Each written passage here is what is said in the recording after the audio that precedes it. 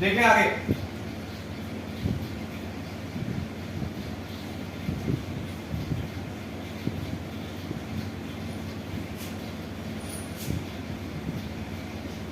अभी atomic model complete हुए, अभी आगे बात करें तो देखो मैंने आपको आइसोटॉप्स बता दिए, समस्थानिक, आइसोबार बता दिए, संभारित। अब देखो आइसोटॉप्स के कुछ यूजेस हैं वो पढ़ते हैं। प्रयोग,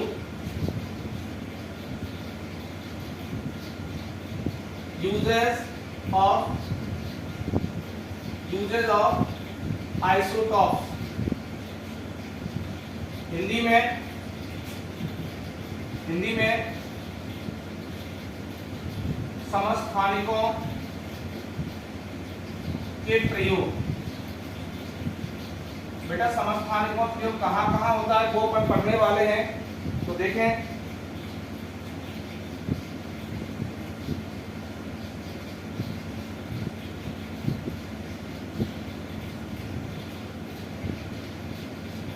देखें सबसे पहला नंबर 1 समस्थानिका, जैसे देखो आइसोटॉप ऑफ कोबाल्ट, कोबाल्ट का एलिमेंट होता है। Isotope of cobalt is used in treatment of cancer, treatment of cancer की जो आइसोटॉप ऑफ कोबाल्ट होता है बेटा उसका यूज कैंसर के उपचार में होता है। कोबाल्ट के आइसोटॉप का प्रयोग मतलब कोबाल्ट के समस्थानिक का प्रयोग कैंसर के उपचार में किया जाता है। नंबर 2 बेटा, नंबर 2 पे क्या आता है? B, isotope of iodine, iodine के समस्थानिक का प्रयोग is used in treatment of goiter. Goiter बेटा एक गलगंड नामक रोग होता है, ठीक है। तो isotope of iodine is used in treatment of goitre, मतलब आयोडीन के समस्थानिक का प्रयोग घेंगा या गलगंड रोग के उपचार में किया जाता है। नेक्स्ट अपन बात करें number 3, isotope of uranium, isotope of uranium is used in nuclear reaction, nuclear reaction मतलब क्या है बेटा कि यूरेनियम का समस्थानिक नाभिकीय अभिक्रिया में प्रयोग किया जाता है। 3 ही प्रयोग हैं, दोबारा सुन रहे हैं कि आयोडीन के समस्थानिक का प्रयोग गलगंड रोग के उपचार में होता है, कोबाल्ट के समस्थानिक का उपयोग कैंसर के उपचार में होता है, और यूरेनियम के आइसोटॉप मतलब समस्थानिक का प्रयोग नाभिकीय अभिक्रिया में होता है। ठीक है, ये थे यूजेस ऑफ आइसोटॉप, समस्थानिक में प्रयोग। तो मैंने हिंदी बोल के बता दिया आपको। अभी एक क्वेश्चन और है बेटा जो बहुत इंपॉर्टेंट है, इसके बारे में समझ लें ध्यान से। अक्सर न्यूमेरिकल आता है इस पर, रिलेटिव एटॉमिक मास या रिलेटिव एटॉमिक मास या average mass of isotope. Hindi में समस्थानिकों का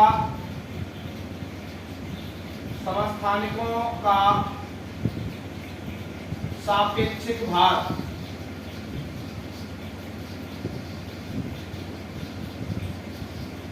बेटा समस्थानिकों का सापेक्षिक भार अपन प्रयोग करते हैं, ठीक है, क्योंकि समस्थानिकों में मैंने बताया समस्थानिक क्या होते हैं, किसी परमाणु के वे अलग अलग रूप जिनके परमाणु क्रमांक तो समान होते हैं लेकिन परमाणु भार समान नहीं होते हैं, क्या कहलाते हैं? समस्थानिक कहलाते हैं। Isotopes are the different atoms, different forms of atom in which atomic number is same but atomic mass is not same. Atomic mass same नहीं होता, एटॉमिक नंबर सेम होता है आइसोटॉप्स में। तो इसीलिए बेटा इनका जब अपन मास यूज करते हैं तो वो एवरेज मास यूज करते हैं, औसत भार इनका प्रयोग करते हैं अपन न्यूमेरिकल्स में। तो औसत भार निकालते कैसे हैं वो अपन यहाँ पढ़ने वाले हैं। तो देखें बेटा होता क्या है, आपको एक फॉर्मूला बता रहा हूँ, सिंपल जिंदगी भर याद रखना। इसको शॉर्ट में मैं RAM लिख रहा हूँ, relative R4 relative, A4 atomic, M4 मास, मतलब सापेक्षिक भार, सापेक्षिक भार, ठीक है। बराबर होता है बेटा M1P1 प्लस M2P2 बटा 100। मतलब बेटा ये सूत्र है RAM बराबर होता है M1P1 प्लस M2P2 बटा 100। अब ये M1P1 क्या है तो बता रहा हूं, देखो फॉर एग्जांपल एक क्वेश्चन करके बताता हूं आपको। एक क्वेश्चन है calculate RAM relative atomic mass of Cl35, ठीक है, Cl35 79 इसका 75% है, और बेटा एक है Cl37 81 इसका 25% है। बेटा ये दो समस्थानिक दिए हुए हैं आपको, एक तो Cl35 79 है इसका 75% है, और एक Cl37 81 है जिसका 25% है। तो सिंपल सी बात मैं आपको बताऊं, यहाँ मैंने फॉर्मूला लिखा हुआ है M1P1 प्लस M2P2 बटा 100। अब देखो M1 मतलब होता है मास ऑफ फर्स्ट आइसोटॉप, मतलब प्रथम समस्थानिक का भार, इनटू P1 क्या होता है प्रथम आइसोटॉप का परसेंटेज, प्लस M2 क्या है दूसरे आइसोटॉप का भार, इनटू P2 क्या है दूसरे आइसोटॉप की परसेंटेज, और बटा 100। देखो यहाँ सब कुछ दिया हुआ आपको पता है कि किसी भी तत्व के प्रतीक में, मैं दोबारा यहाँ बता देता हूँ ऊपर टॉप पर, कि किसी भी तत्व के प्रतीक में बेटा नीचे जो तत्व होता है उसके नीचे बेटा ये परमाणु क्रमांक होता है, ऊपर ये परमाणु भार होता है, ठीक है। ये हमेशा याद रखना, ये तो भार होता है और ये बेटा क्रमांक होता है ना। तो अपन को सापेक्षिक भार निकालना है, मतलब भार से ही मतलब होगा। तो बेटा इसमें पहले समस्थानिक का भार 79 है, उसका परसेंटेज 75 है, दूसरे समस्थानिक का भार 81 है और उसका परसेंटेज 25 है। तो देखें बेटा कैलकुलेशन करते हैं, सॉल्यूशन देखें कि RAM relative atomic mass is equal M1 कितना है 79 इंटू P1 कितना है 75 प्लस M2 कितना है 81 इंटू P2 कितना है 25 और बटा कितना आएगा बेटा 100। कितना आएगा 100। बेटा मैंने गलत लिख दिया, ये सही लिखा था दिया, ये सॉरी गलत ही लिखा है, 17 आएगा, सॉरी Cl17 यहाँ आएगा बेटा 35 और यहाँ आएगा 37, ठीक है। हो गई। तो बेटा देखें तो Cl17 35, पहले वाले का भार कितना है 35 और दूसरे वाले का भार कितना है 37, तो मिस्टेक हो गया 37, ब्रोमीन का दिया था मैंने, इसका ब्रोमीन Br का। अब देखें बेटा M1 कितना था 35, सॉरी हाँ 35 था, ये 17 और दूसरे आंसर का भार कितना 37, यहाँ लिखा हुआ देख लें क्वेश्चन में। तो अभी मल्टीप्लाई कर रहे हैं बेटा, इधर कर रहा हूं मैं, देखो 35 गुणा 75 करना है तो इधर करें 35 गुणा 75, तो 5 जब 25 5 हाथ से लगी 2 पचहत्तर 35 और 37 का 7 और 3 गुणा, फिर 3 का करें 3 पंजे 15 5 हाथ से लगी 1 37 22, तो 5 7 5 12 2 हाथ से लगी 1 क्या 6 और 2 26 25, कितना आएगा बेटा 26 25 प्लस, फिर करना है बेटा 37 गुणा 25 37 गुणा 25 37 गुणा 25, तो करें बेटा 25 7 175 की 5 हाथ से लगी 17 25 के 75 और 17 कितना 75 और 85 और 7 92 925, कितना हुआ 925 और बटा कितना आएगा बेटा 100। अब जोड़ ले बेटा इनको, देखो 2600 और 900 कितना हुआ 3500 और 25 25 50 मतलब 3550, कितना होगा 3550 बटे कितना है 100। अब देखो बेटा 2625 और 925 जोड़ा कितना हुआ 3550। अब 3550 में 100 का भाग देना है, तो जीरो वाली संख्या का भाग देना बहुत आसान है। 100 में कितने जीरो हैं बेटा 1 2 दो जीरो है, तो ऊपर वाली संख्या में 2 अंक बाद पीछे से राइट साइड से है ना, दाहिनी तरफ से 2 अंक बाद पॉइंट लगाए तो 1 2, तो बेटा आंसर क्या होगा RAM रिलेटिव एटॉमिक मास मतलब परमाणु का सापेक्षिक भार कितना आएगा 35.50, कितना आएगा 35.50 ग्राम, ठीक है। तो बेटा क्लोरीन के समस्थानिकों का जो सापेक्षिक भार है वो 35.5 होता है, पॉइंट के बाद अंक है और अंक के बाद 0 है तो बेटा 0 का कोई महत्व नहीं होता। तो 35.5 क्लोरीन के समस्थानिकों का भार होता है बेटा। और निकालते बेटा ऐसे हैं, फॉर्मूला याद रखना कि रिलेटिव एटॉमिक मास मतलब परमाणु या समस्थानिकों का सापेक्षिक भार बराबर होता है m1p1 प्लस m2p2 बटा 100।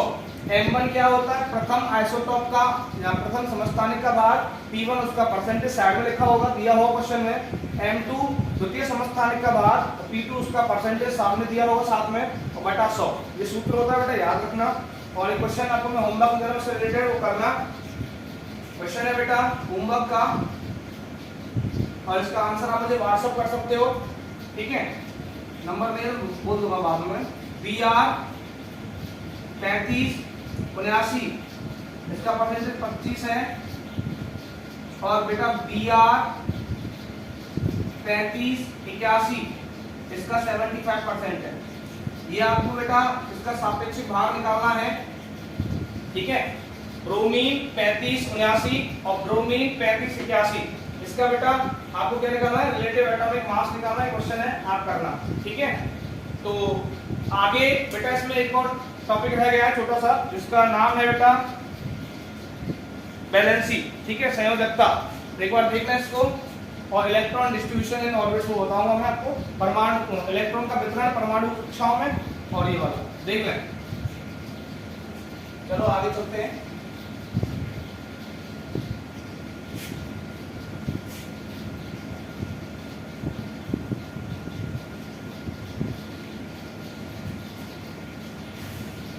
क्वेश्चन बेटा करना ना भूलें, क्वेश्चन जरूर करें। नहीं हो तो मुझे डाउट सेक्शन में बता सकते हो, कमेंट सेक्शन में डाउट मैं उसको सॉल्व कर दूंगा। देखो बेटा नेक्स्ट अपन पढ़ने वाले हैं बैलेंसी।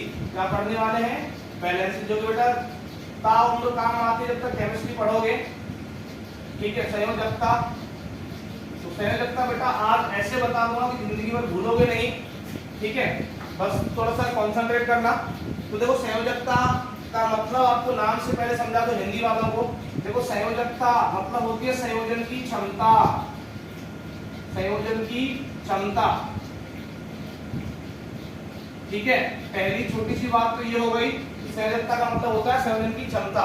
और इंग्लिश वालों के लिए बैलेंसी का मतलब होता है, याद रखें, हिंदी वालों को भी यही बताऊंगा, number of electron in outer most orbit, outer most orbit.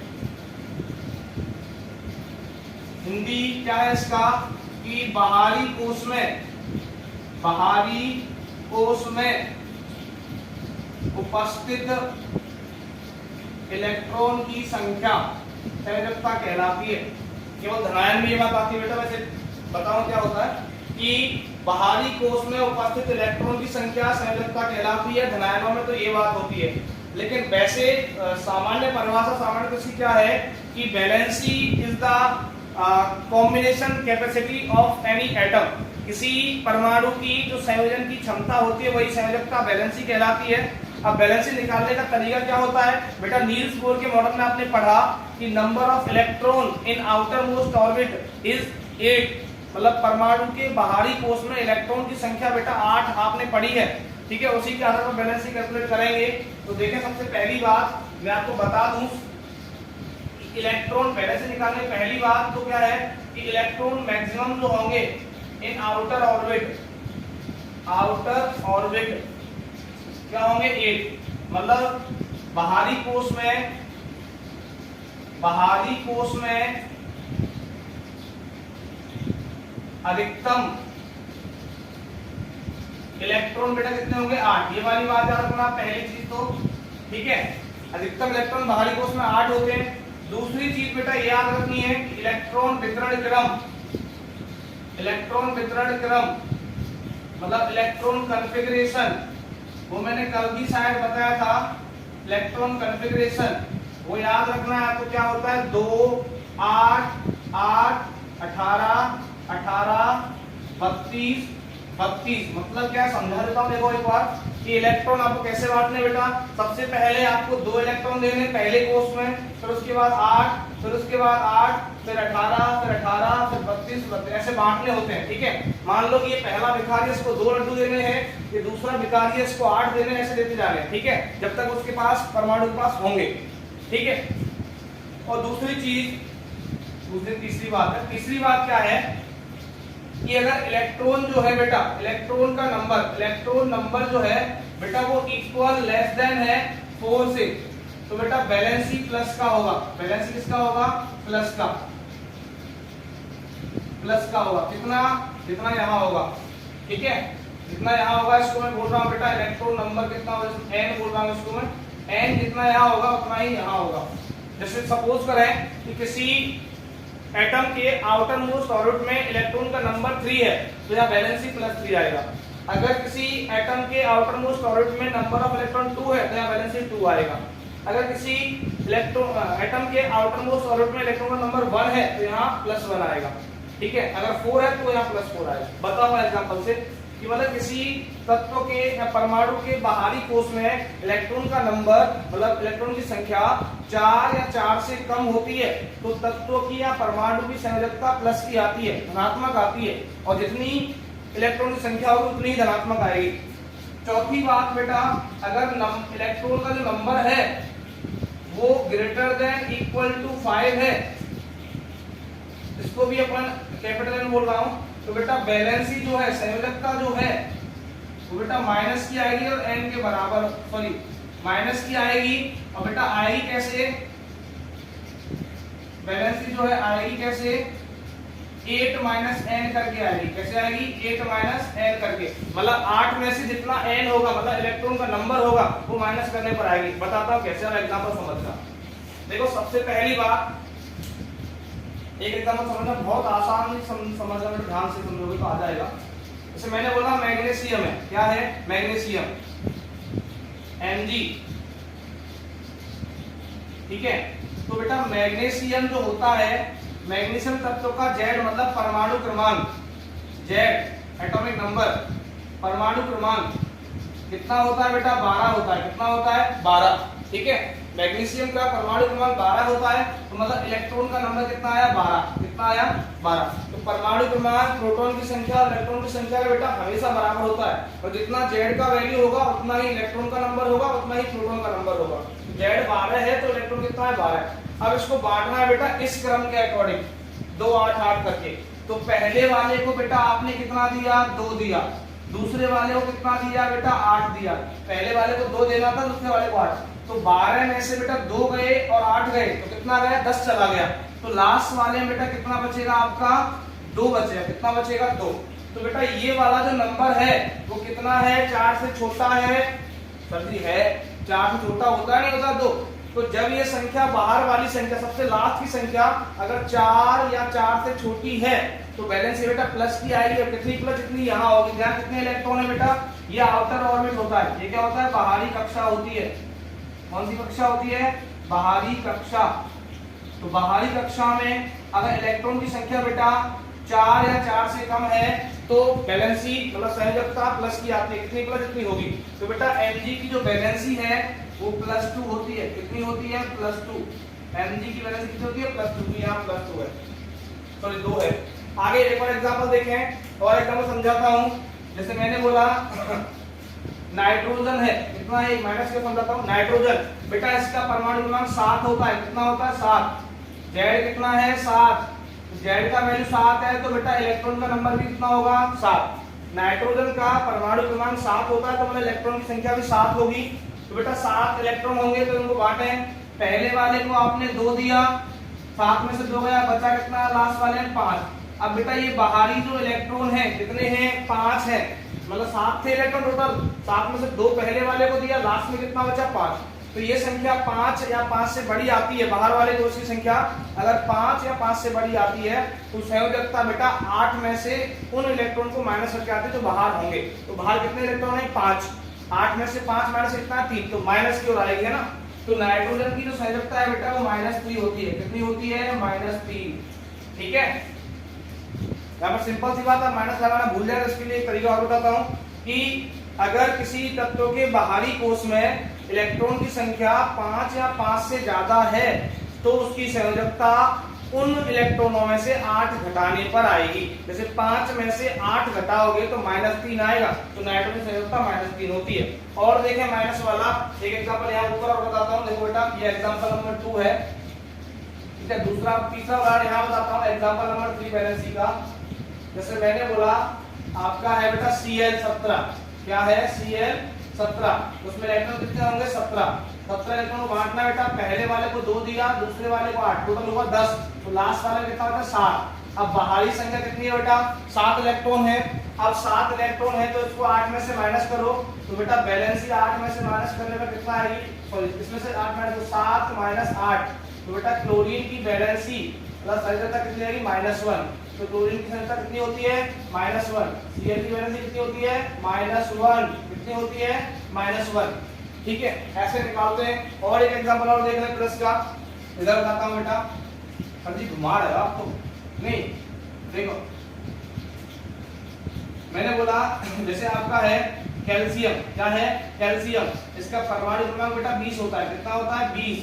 अब इसमें देखें बेटा इलेक्ट्रॉन भी कितना होंगे 20, तो 20 इलेक्ट्रॉन को बांटना जरा, पहले वाले को 2 दिया, दूसरे वाले को 8, टोटल हुआ 10, फिर तीसरे वाले को 8, कितना हुआ 18, लास्ट में कितना बचा 2, तो बाहर कितनी संख्या बची बेटा 2। एक बार देख लें ठीक से कि पहले 20 इलेक्ट्रॉन थे कैल्शियम में, तो 20 को पहले वाले को 2 दिया, बचा 18, फिर दूसरे वाले को 8 दिया, बचा 10, फिर तीसरे वाले को 8 दिया, बचा 2, तो लास्ट में कितना 2। अब ये संख्या बेटा ये वाला केस है नहीं है, 4 या 4 से कम है ये वाली संख्या जो है, तो मतलब जब ये संख्या बाहरी कोश की 4 या 4 से कम हो तो संयोजकता वो जो संख्या है उसी के बराबर होगी। तो बेटा कैल्शियम की वैलेंसी कितनी होगी +2, कितनी होगी +2, Ca की वैलेंसी कितनी होगी +2, तो कैल्शियम संयोजकता बेटा +2 होती है। ऐसे संयोजकता निकालते हैं बेटा। एक संयोजकता आपको मैं होमवर्क में दे रहा हूँ, चलो इसको इरेज करता हूँ, एक बार देख लें, कोई डाउट आए तो कमेंट सेक्शन में कमेंट करना। इरेज कर रहा हूँ, एक क्वेश्चन दे रहा हूँ आपको, ठीक है। ठीक है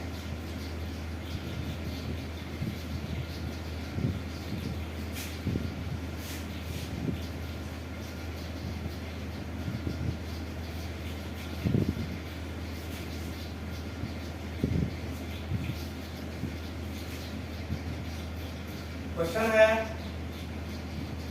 calculate the valency of following,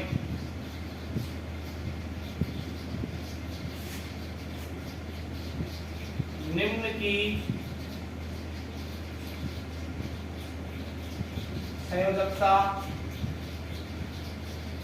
ज्ञात करें। छोटा क्वेश्चन दे रहा हूँ, संयोजकता ज्ञात करनी है। देखें नंबर 1 एल्यूमिनियम Al, इसका परमाणु क्रमांक 13 होता है।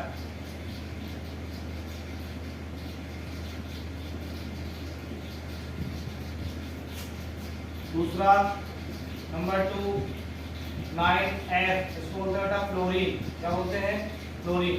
ये 2 करना बेटा, ठीक है, ये आपका होमवर्क है, क्या है होमवर्क। अब कुछ लोग बोल रहे हैं सर जी आपने वैलेंसी का डेफिनेशन तो बताया नहीं, तो यहाँ बता देता हूँ वैलेंसी का डेफिनेशन। वैलेंसी होती क्या है, द कैपेसिटी या ability of an element,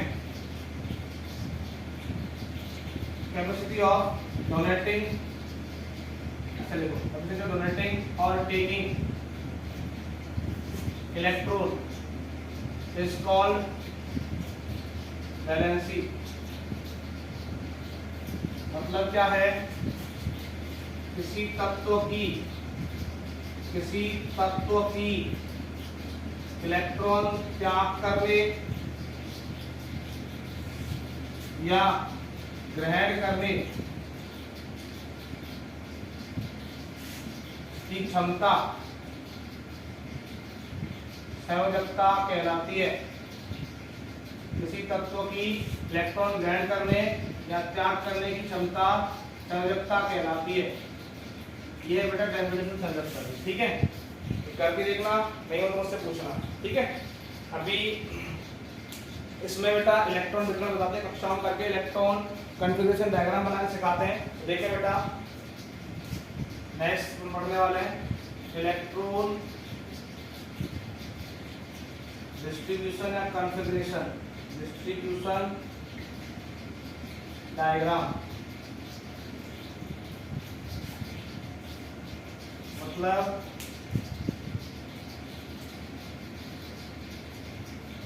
electron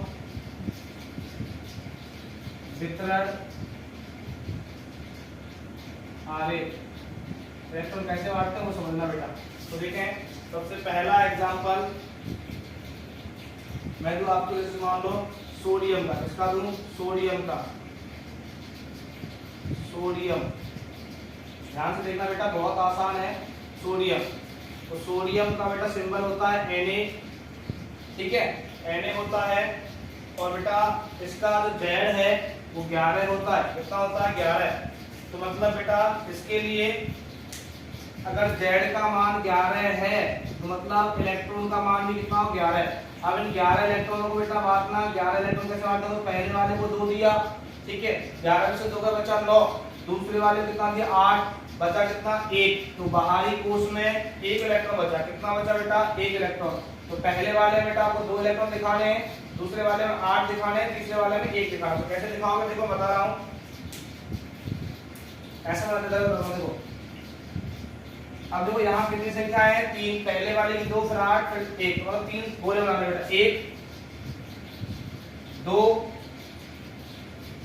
3, ठीक है, जितनी संख्या उतने गोले बनाओ। 1 2 3। अब पहले वाले गोले में कितना दिखाना है बेटा? 2। कितना इलेक्ट्रॉन दिखाना है? 2। तो रेड से दिखा रहा हूं 2। दूसरे वाले गोले में कितना दिखाना है बेटा? 8। तो दूसरे वाले में 8 दिखाओ। 1 2 3 4 5 6 7 और 8। फिर तीसरे वाले में दिखाओ 1। तो तीसरे वाले दिखाओ 1, कहीं भी दिखा दो। और इस बीच में बेटा क्या रहेगा? बीच में रहेगा आपका प्लस। क्या रहेगा? प्लस। नाभिक होता है, प्लस रहेगा, ठीक है। तो बेटा जितने यहाँ संख्या होंगी उतने गोले बनाने हैं आपको, सर्किल वृत्त बनाने हैं। और जैसे यहाँ से बांटोगे, पहले वाले में 2 है तो यहाँ 2 डॉट लगा दिए, दूसरे वाले में 8 है तो यहाँ 8 डॉट लगा दिए, कहीं भी लगा दो पूरे घेरे में। और तीसरे वाले 1 है तो 1 लगा दिया, ठीक है। ये किसका इलेक्ट्रॉन डिस्ट्रीब्यूशन डायग्राम बेटा? सोडियम का। किसका है? सोडियम का, ठीक है। अभी और देखें, जैसे मैं बताऊं बेटा आपको क्लोरीन का। किसका बताऊं? क्लोरीन का। तो नेक्स्ट एग्जांपल क्लोरीन का होता है बेटा 17Cl। मतलब क्लोरीन का क्या होता है? 17 परमाणु क्रमांक होता है बेटा क्लोरीन का। कितना होता है? 17। तो उसमें इलेक्ट्रॉन कितने होंगे? 17। तो देखिए बेटा 17 इलेक्ट्रॉन कैसे बांटोगे? पहले वाले को 2 दिया, दूसरे वाले को 8 दिया, लास्ट वाले कितना होता है? 7। तो कितनी संख्या बन रही है बेटा? 3। तो 3 गोले बनाओ, 1 2 और 3, ठीक है। अब देखो पीछे प्लस आएगा, पीछे प्लस लिख दो आप, ठीक है। अब देखो पहले वाले कितने हैं? 2। तो पहले वाले बोले बेटा 2 इलेक्ट्रॉन बनाओ, 1 और 2। फिर उसके बाद दूसरी संख्या कितनी? 8। दूसरे वाले बोले 8 इलेक्ट्रॉन बनाओ, तो 1 2 3 4 5 6 7 और 8 हो गए। अब तीसरे वाले कितने लिखो? 7। तो 7 बोले बनाओ बेटा, 7 डॉट बनाओ, 1 2 3 4 5 6 और 7, ठीक है। ऐसे बनाना होता है बेटा इलेक्ट्रॉन डायग्राम। किसका? सोडियम का। तो क्लोरीन का है, किसका है? क्लोरीन, क्लोरीन CHLORIN, ठीक है। तो ऐसे बेटा इलेक्ट्रॉन वितरण डायग्राम करना होता है, जैसे बैलेंस निकालते हैं वैसे इसको करना है, ठीक है। एक बार देखना, करके देखना, नहीं हो तो मुझे कमेंट करना। इसी के साथ मैं सौरभ सोगरवाल आपसे विदा चाहता हूं। आगे की क्लास नेक्स्ट चैप्टर मतलब या एक्सरसाइज करना चाहो आप एक्सरसाइज करा देंगे, कल डिस्कस करेंगे। बेटा इसी के साथ स्वस्थ रहें, मस्त रहें, पढ़ते रहें, ठीक है। दूसरी चीज, जितना आपको डेली पढ़ाया जाता है बेटा डेली का डेली कवर अप करते चलें, ठीक है। तो शुभ रात्रि, मिलते हैं नेक्स्ट क्लास में।